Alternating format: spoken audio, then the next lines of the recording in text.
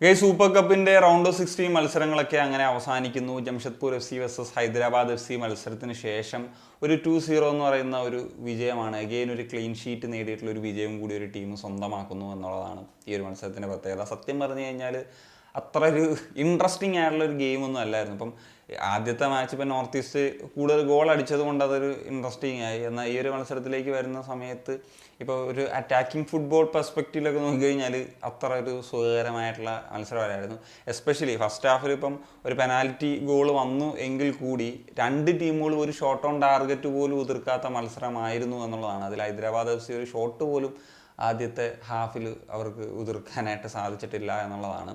So ആദ്യ ഒരു goal വരുന്നത് പറഞ്ഞാലൊരു പെനാൽറ്റി ഇൻസിഡൻ്റ് ആണ്. അശുതോഷ് മേത്തെ അവരുടെ മനോജ് മുഹമ്മദ് എന്ന് പറയുന്ന താരം ഫൗൾ ചെയ്തിട്ട് അത് ആക്ച്വലി അതൊരു ഫൗൾ ചെയ്യേണ്ട ആവശ്യകത അവിടെ ഉണ്ടായില്ല. അല്ലെങ്കിൽ അതൊരു പെനാൽറ്റി അല്ലെങ്കിൽ ഒരു ഗോൾ സിറ്റുവേഷനിലേക്കൊന്നും പോകില്ലായിരുന്നു എന്നുള്ളതാണ് എനിക്ക് പേഴ്സണലി ഫീൽ ചെയ്തത്. പിന്നീട് സിവേറിയോ അത് ഗോളാക്കി മാറ്റി. രണ്ടാം പകുതിയിലാണ് അവരുടെ സ്ഥിരം ഗോൾ സ്കോററായിട്ടുള്ള ഡിഫൻഡറായിട്ടുള്ള സ്റ്റീഫൻ എസ് ഗോൾ അടിക്കുന്നത്. അത് ഒരു സെറ്റ് പീസ് സിറ്റുവേഷൻ ഒന്നുമില്ലായിരുന്നു, പക്ഷേ ഒരു സ്ട്രൈക്കറൊക്കെ ഉണ്ടാകുന്നൊരു പൊസിഷനിൽ വന്ന് അത് ഗോൾ അടിക്കുന്നു. അതൊരു ചെറിയ ഓഫ് സൈഡ് അല്ലേ എന്നുള്ളൊരു ഡൗട്ടുണ്ട്.